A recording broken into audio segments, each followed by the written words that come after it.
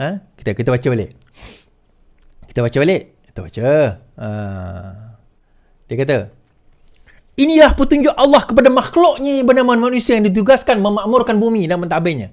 Allah yang Maha Berkuasa menunjukkan wajib bagi dirinya berlaku adil kepada makhluknya, maka Allah memberikan rezeki kepada semua hambanya, sama ada yang taat maupun derhaka. Betul. Apabila hukum derhaka bagi seorang hamba itu dimasukkan dalam hisab yang berasingan, namun keperluan hidupnya tetap dijamin oleh Allah dengan adil. Kesalahan akan dibaca dengan adil pada hari kiamat. Betul. Termasuklah kesalahan kerajaan PAS yang menidakkan peruntukan pembangkang kalau dikatakan itu sebagai satu kesalahan. Okey. Saya tak baca ayat ni. Inilah konsep yang dinamakan sebagai demokrasi moden. Adapun sikap memaksa rakyat untuk menyokong dan mendukung apa saja ialah amalan purba jahiliah yang turut diamalkan oleh Yahudi, Zionis, Israel di Palestin. Mereka menolak harakah Mukawamah Al-Islamiyah yang menang secara majoriti dalam pilihan raya dengan membenarkan perturunan PLO yang menang majoriti. Apa kaitan yang ni dengan yang dia sebut ya? Okey, dia kata inilah demokrasi moden. Seolah-olah demokrasi moden ni salah daripada segi agama, tapi dalam masa yang sama dia kata Hamas masuk pertandingan pilihan raya. Dalam masa yang sama PAS pun masuk pertandingan pilihan raya. So kalau benda itu haram, kenapa masuk? Jadi dia kata maka konsep yang digunakan pakai oleh PH menapati demokrasi diamalkan oleh Israel terhadap kerajaan Hamas di Palestin yang memenuhi pilihan raya dan macam majoriti mencukupi. Namun PLO sebagai kumpulan minoriti tunduk kepada boneka Zionis dan Amerika Syarikat menubuhkan kerajaan dengan mengikut telunjuk mereka. Okey, saya ambil yang ni. Dia kata konsep PH, okey, ialah di mana yang majoriti menang tak dapat jadi kerajaan. Yang minoriti menang tiba-tiba boleh jadi kerajaan. Macam PLO tiba-tiba boleh jadi kerajaan. Baik. Saya nak mengajar Tuan Guru Haji Hadi Awang lah. Matematik. Okay, matematik Sekarang ini, sebelum ini PN ada 70 berapa? 70 lebih kursi. Tolak 5 tuan-tuan, dia tinggal berapa? Tuan-tuan, tolak 5 tinggal berapa? Kursi Perikatan Nasional berapa sebelum ni? Saya lupa lah.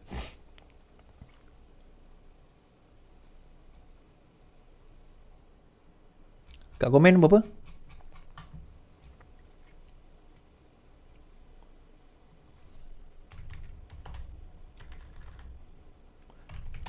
Ah, 74, betul. 74 kan? Betul kan? 74. So, bila 74 kerusi, okay, 74. Pakatan Harapan ada 80 lebih kerusi. Pakatan Harapan ada 80 lebih, Perikatan Nasional ada 74. Soalan saya kepada Tuan Guru Haji Hadi Awang, siapa majoriti? Kalau Perikatan Nasional jadi kerajaan, yang tu betul. Maka PAS akan jadi macam Israel tu. Zionis, bukan Israel tuan-tuan. Kita kadang-kadang Israel lah tuan, bukan Israel, dia Zionis. Israel ni nama Nabi Yaqub. Sebab itu dia panggil Bani Israel. Anak kepada Israel. Bani Israel, Israel ada nama lain bagi Nabi Yaqub. Jangan kita kata itu. Kita kata Zionis. Golongan inilah yang minoriti. Sekarang ini 69 ke 80, 90 campur 159 ni yang majoriti. Yang mana satu?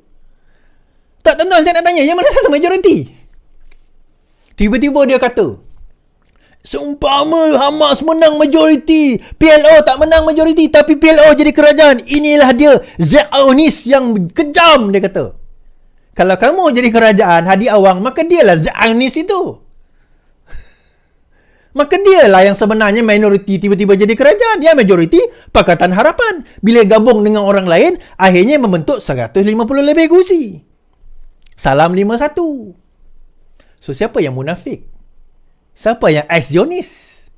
Siapa tuan-tuan? Okey. Saya tambah sikit perkataan. Disebut. Dia kata, Parti Keadilan sebagai parti minoriti kini memimpin kerajaan boneka pragmatik liberal.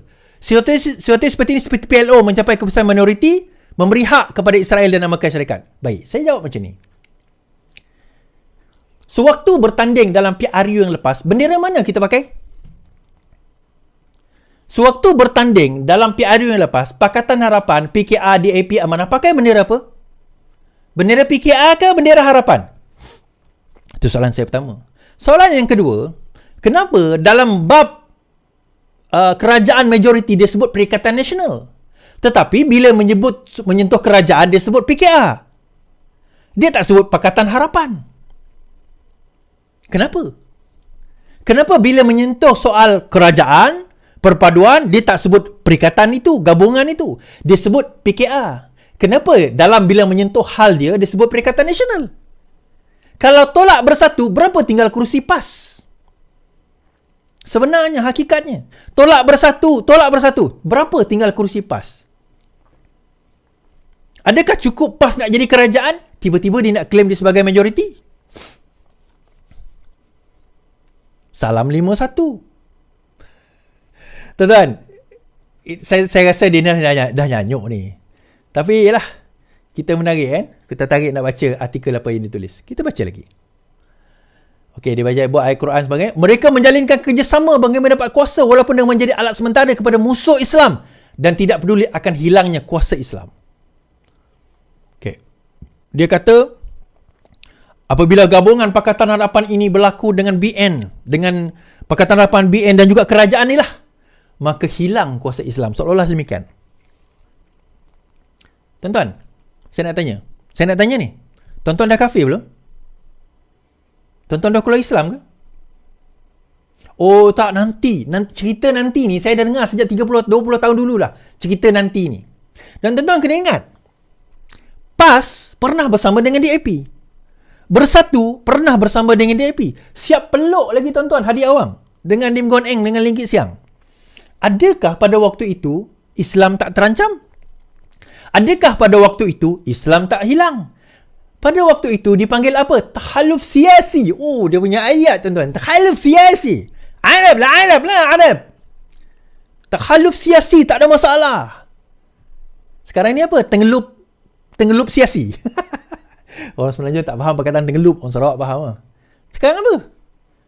So, siapa yang munafik ni sebenarnya tuan-tuan? Saya nak tanya. Siapa yang munafik? Pakatan Harapan tak pernah tinggalkan rakan-rakan. Pakatan Harapan still bersama dengan Amanah yang dulu bersama dalam PAS. Dia tendang keluar. Pakatan Harapan tetap bersama dengan DAP. Setia kawan itu tetap ada. Tetapi yang mengkhianati kawan PAS bersama Pakatan Harapan, Pakatan Rakyat khianat. Nak tumbangkan kerajaan bersama dengan UMNO. Bila bersama dengan UMNO, tembang terajang UMNO, tikam belakang bersama dengan Bersatu. Bila bersama dengan Bersatu, nak balik kepada UMNO. Dia macam pelacur tuan-tuan. So dia macam pelacur. Dekat mana dia boleh untung? Sebab itu saya kata Hadi ni dia berjaya sebab dia punya paradigma ataupun dia punya konsep politik dia adalah matlamat menghalalkan cara. Al-ghayah tubasilu wasilah. Matlamat menghalalkan cara. Kita baca lagi. Adapun kumpulan Islam yang istiqamah menjadikan ayat Al-Quran tersebut sebagai sempadan atau garisan merah yang tidak boleh diteruskan perjalanan kerana langgar Allah akibat yang buruk kepada umat Islam. Mereka melakukan tindakan yang salah dan sesat disanggup sedia bersumpah demi melanggar bai'ah dan syahidah firman Allah SWT. Ayat Quran tersebut. Tuan-tuan, saya nak cerita. Tidak ada dalam Pakatan Harapan selagi mana orang Islam di dalam Pakatan Harapan itu menolak Islam. Tidak ada. So itu saya berdebat dengan Walaon PAS. Saya terkejut dia kata, oh jadi ada Islam liberal. Saya kata tidak ada wujud Islam liberal. Islam adalah Islam. Tak ada wujud Islam PAS. Tak ada wujud Islam Wahabi. Tidak ada wujud Islam Asy'ari. Tidak ada wujud Islam. Tak ada. Islam adalah Islam. Islam itu tidak tersudut dengan golongan-golongan ini. Golongan-golongan ini yang tersudut dengan Islam. Tapi Islam tidak tersudut dengan golongan-golongan ini. Sebab itu Islam boleh berkembang di mana-mana saja, dalam sistem apa sekalipun. Islam boleh berkembang dalam sistem komunis. Islam boleh berkembang dalam sistem demokrasi. Islam boleh berkembang dalam sistem liberal. Islam boleh berkembang dalam apa-apa sistem sekalipun kerana Islam mempunyai kebolehan dan kemampuan berasimilasi dengan mana-mana sistem selagi mana konsepnya tidak menyalahi Al-Quran dan Sunnah. Yang ini orang PAS kena belajar. Konsep ini yang diorang tak faham sebenarnya. Jadi mereka memperjuangkan kononnya kita tak Islam sekarang ni. Kita nak meruntuhkan kejahilan. Itu yang disebut kejahilan tadi. Dan kita nak menegakkan Islam di atasnya. Di atas apa? Menuntuhkan Islam untuk menegakkan Islam di atas Islam. Islam siapa? Kamu nak meruntuhkan Islam apa? Adakah kamu katakan masjid, surau, kafah, institusi agama di dalam negeri-negeri ini tidak Islam? Tuan-tuan, dia tidak ada istilah 99% Islam. 98% Islam. 95% Islam. Islam adalah Islam. Dia sama ada kau satu atau kosong, Islam atau tak Islam. Sebab Islam menyentuh persoalan akidah. Dia kata, Al-Quran mengatakan hendaklah kamu masuk ke Islam secara kafah, masuk secara sepenuhnya. Tuan-tuan, ayat itu menyentuh persoalan akidah, bukan persoalan ibadah atau perbuatan kita. Bukan ibadah khusus, ibadah umum. Ibadah khusus memanglah tak adalah kita boleh kata sembahyang ni 4 rakaat, tak ada. 5 waktu. Sembahyang tetap 5 waktu. Tetap 5 waktu, tak adalah 4 waktu, tak ada. Tetapi bila menyentuh selain daripada itu, amal ibadah umpamanya, adakah atau perbuatan kita, adakah kalau kurang perbuatan kita maka kita terus jadi kafir? Kerana kalau pincang apa orang kata ibadah kita ataupun amalan kita, bukan ibadah, amalan kita, adakah kita terus jadi kafir? Tak. Kafah itu merujuk kepada akidah, masuk secara keseluruhan melalui akidah. Kadang-kadang amal ibadah kita sendiri ni pun lompang-lamping, compang-camping tuan-tuan. Islam mengharamkan merokok, tuan-tuan merokok, yang mana merokok, adakah tuan-tuan kafir? Tak. Kita tak boleh pakai seluar pendek. Mana fatwa tak pakai seluar pendek? Tiba-tiba pakai seluar pendek. Adakah tuan-tuan kafir? Tidak. Kita berdosa, tapi tidak mengeluarkan kita daripada Islam. Kafah dalam konteks ayat tersebut menyentuh persoalan akidah. Adakah orang Pakatan Harapan yang Islam menolak Islam? Siapa berani mendakwa demikian? Siapa berani mendakwa demikian? Kan? Akhirnya tuan-tuan, jadi kalau kita nak berbahas soal ini sebenarnya panjang. Kita boleh berbahas soal ini secara panjang. Kita boleh bahas soal ini secara panjang. Panjang sebenarnya kita boleh bahas, tapi saya biar dekat situ. #PasMunafik habis. Habis kat situ. Sebab itu saya nak bawa konteks tuan-tuan, ulama jahat. Satu konsep ulama jahat ni. Ulama jahat ni disebut dalam satu hadis. Saya tak pasti kesahihan hadis ini daripada Baihaqi. Boleh verify kalau tak puas hati, tapi banyak lagi hadis lain menyentuh tentang ulama su'. Apa itu ulama su'? Suadi, ulama su' adalah ulama yang jahat. Kan? Ulama yang jahat. Okay? So ulama jahat itu menyentuh tentang apa? Right. Saya bacakan satu hadis Rasulullah SAW. Allah, kejap. Rasulullah bersabda, akan datang suatu zaman di mana agama hanya tinggal namanya sahaja dan Al-Quran hanya tinggal huruf dan tulisannya sahaja.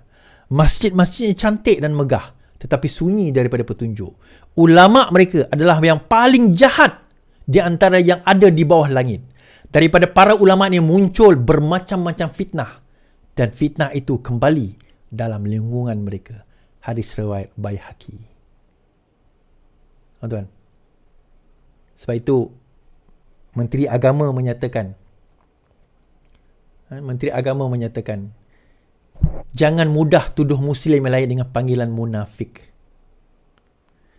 Hadis riwayat Bukhari menyebut, tidaklah seseorang melempar tuduhan kepada orang lain dengan kefasikan dan tidak pula menuduh dengan kekufuran, melainkan tuduhan itu akan kembali kepadanya jika saudaranya tidak seperti itu. Erti kata lain, kalau kita menuduh orang itu munafik, kalau kita menuduh orang itu kafir, kalau kita menuduh orang itu fasik, kalau dia tidak munafik, tidak kafir dan tidak fasik, maka kitalah yang munafik, kitalah yang kafir, kitalah yang fasik. Arti kata dosanya besar sedemikian. So berhati-hati. Berhati-hati. Okay, last. Wahab saman Cikgu Bat Hakim Ramli.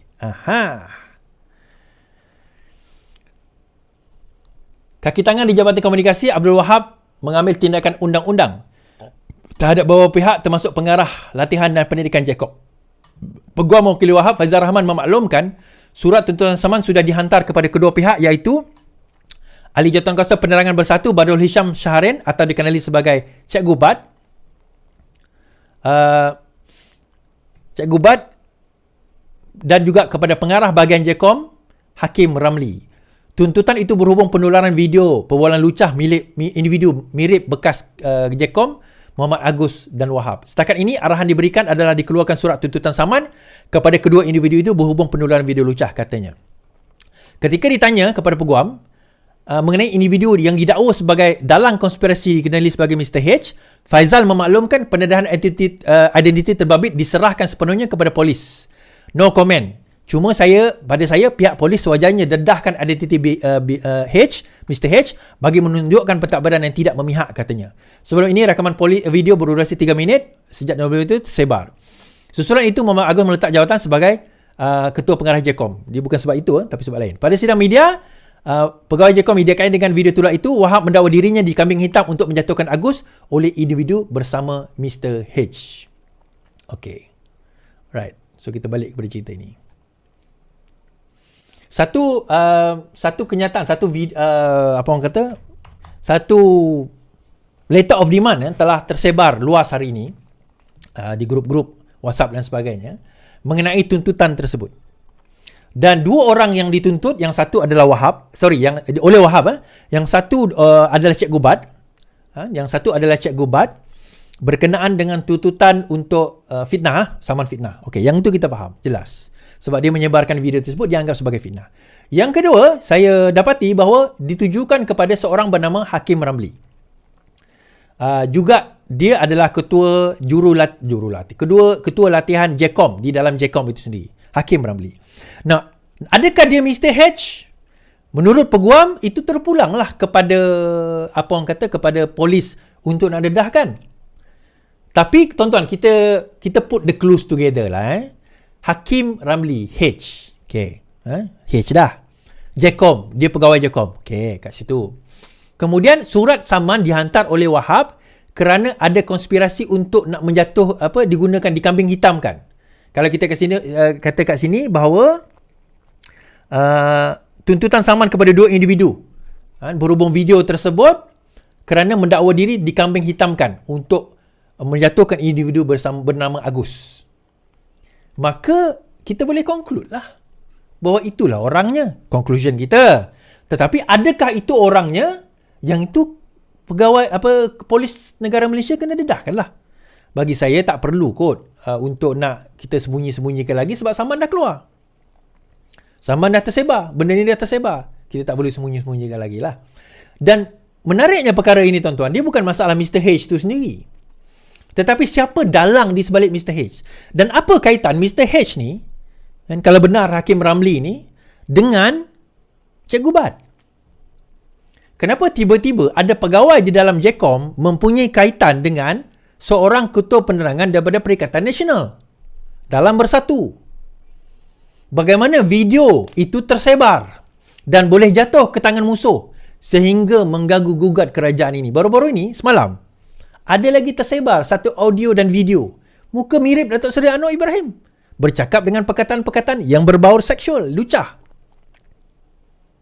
Tuan-tuan, kan saya kata akan ada keluar video. Semalam dah keluar dah. Ni bukan video yang terbaru, ada video lain yang tiba-tiba keluar. Saya dah kata dah. Ini yang baru first phase ni tuan-tuan. Kalau saya tak dedahkan macam ni, benda ni akan still going on and going on. Daulah-daulah terpendam ni akan sentiasa berlarutan dan berlangsung dengan, it still continue and continue and continue. Sampai kerajaan ini akhirnya tumbang. Disebabkan oleh bukan orang luar, musuh kita. Bukan oleh pembangkang, tetapi orang di dalam kerajaan itu sendiri. Mereka-mereka yang tak layak berada di tempat tersebut, menduduki tempat tersebut. Itu yang akan berlaku nanti. That's what will happen. Dan kalau perkara tersebut berlaku, jangan putih mata lah. Kalau kerajaan nanti tak mencapai apa yang sepatutnya. Kita sepatutnya, JKOM umpamanya, fokus kepada apa? Fokus kepada bagaimana nak menerangkan kepada rakyat tentang perkara-perkara ini. Saya tengok yang dia buat live saya, Daniel Jani, yang ramai lah. Ini pun dalam 6-7 ribu orang tengok kita. 6-7 ribu. 8 ribu, sorry. 7-8 ribu orang tengok kita. Daniel Jani, Mustafa Mansur, Yani, and the gang lah, geng-geng dia lah. Misomi, kita ada Solihin, kita ada Scorpion, kita ada Harun, kita ada geng apa nama dia? Norman Ridwan. So geng-geng tu ada. Tapi yang duduk dalam kerajaan tu ini luar kerajaan. Kami ni bukan bergaji. So benda ini yang sebenarnya kita kena emphasize, kita kena tekankan. Daulah tempedang macam ni yang kita nak kena bantah dan kita kena terus dedahkan, tuan-tuan. Bagi saya, mereka yang merosakkan kerajaan ini, inilah tugas saya untuk dedahkan. Dan kita kena keluarkan mereka secepat mungkin. 2024 ni, 2020